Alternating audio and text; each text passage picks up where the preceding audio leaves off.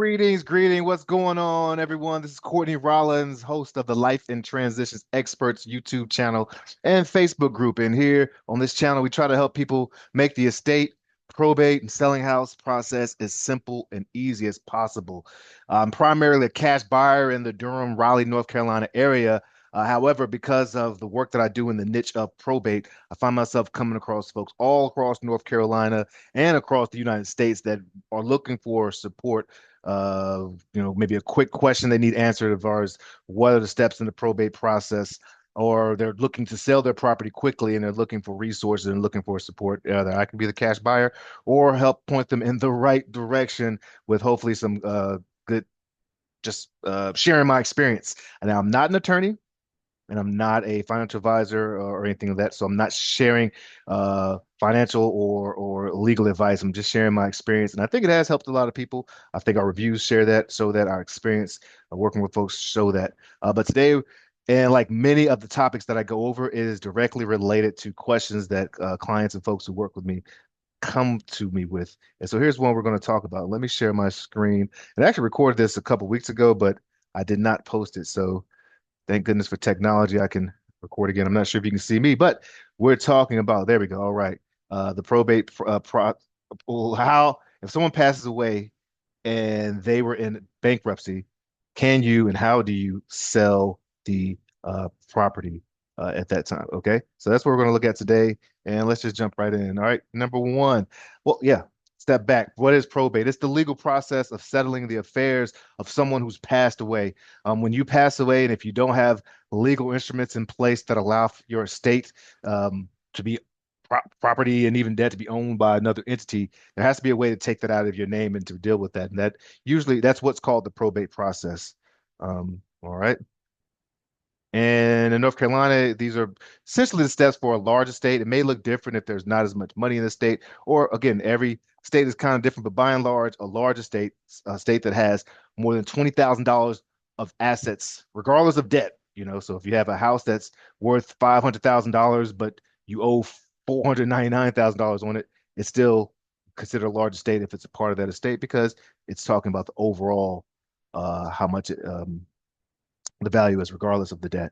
And so these are pretty much simple steps. You'd open up probate, notify creditors, deal with the inventory and accounting, settle all the debt and taxes, distribute any leftover inheritance, and then you get to close that estate. All right. So here's a couple things to think about. You need to understand the legal frameworks. No, you don't need to be an attorney, but you do need to know in your state what bankruptcy looks like. What type of bankruptcy is it? Is it one that depending on the type of bankruptcy it is, those assets may have to be solvent or sold to satisfy the terms of the bankruptcy. So please know that. As always, this probably should have been number one: consult an attorney. If you need an attorney, reach out to me. This is my space, this is my sphere, and I do know tons of attorneys. I can hopefully connect you with someone who's a great fit for you that will work and advocate for your cause. You need to know who the actual property owner is at this time, or who's going to be the property owner, particularly when probate is not necessarily an asset that always has to go through probate in North Carolina. If you're looking to sell the property quickly and satisfy debt and stuff, which we're talking about here, you probably will need to go through probate so that the rightful owners can be documented and shown, and all interested parties can be notified and have an informed decision about what's taking place. So find out who the property owner is, and that directly connects with attorney can support you with that. All right. Yeah, notify the bankruptcy court. There may be rules and stipulations based on what kind of bankruptcy this is, where you need to notify so that you can get either approval or recognize that, hey, this isn't really a viable option. But knowledge is so important. Then when you apply that knowledge, that's where the power comes in, right? You get the property appraised, basically find out how much it's worth. There's a lot of ways you can do this. You could do a formal hiring of an appraiser. You could go to a real estate agent or a broker that you trust, and they can share with you the values of the properties that are related. They also should be able to give you an idea of how much needs to be done to the property, if any, to fix it up to get that highest value that you can to know what is the as is value right now if you didn't touch anything. Also, what could the value after repair value be? The ARV is what you might hear a lot of people say. So understanding that is so important so that you can doesn't mean that you have to sell it at the highest price or that you have to sell at the lowest price, but you do need to know the value so that you can again make a more informed decision. And it may be something that's required of you to document for well, it will be because if you're going through probate, you'll have to document the value at the time of passing. Now, then prepare the property for sale, whether you're doing as is, where you don't touch anything and just grab whatever you want out of there, or you're doing a full, let's fix this up so we can put it on the market and get the most money we can, hopefully, out of it. It's time to prepare and get it ready, right?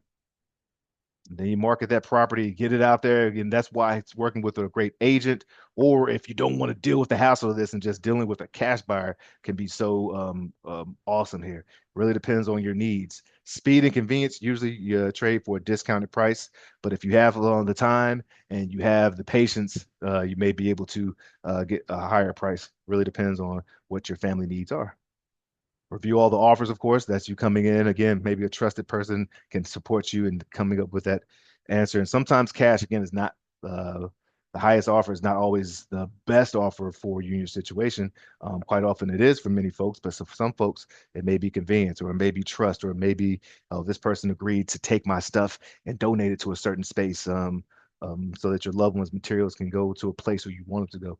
It really, it all depends, but it's up to you to make that decision and all. If you do need a court approval, sometimes you don't. Sometimes the court approval doesn't mean you have to go to court in front of a judge. It means that you're following the legal steps and process. So please consult with an attorney so you can know what that looks like. So that you're not putting extra steps in that are necessary. But I do want you to be aware that some spaces and some bankruptcies you will need court approval. But what that looks like could be different. Then yeah, sell that bad boy. Sell it, distribute the funds and to where they need to go, and you should be done. Okay, and of course distribute the proceeds. Oh, yeah, keep records. Wow, I forgot I had these notes. This is a good one right here. To keep records because you may have to. Well, you will need the records for the inventory and the accounting that'll take place, and just in case you just want to be transparent. You want to be clear and transparent, and document and keep records will allow you to do that. Yes, and if you do need support, definitely reach out. I am based in Durham County and I work all over North Carolina. And I really try to take a hard head, hands-on approach to just be a part of your space, your life, your journey to hopefully make that a lot easier, a lot simpler. Yep, this is Courtney Rollins, the Life in Transitions Excerpt YouTube channel. That's LITE. Let your light shine. And of course, would definitely appreciate any type of like, subscribe, comments on the page, anything that helps us engage because we want to be able to get this to as many people possible. I'm very appreciative that a lot of the videos that get out here is because people are watching them and they seem to be useful. So that's why we're ranking so high on searches and helping people. So that's a good feeling. All right, take it easy.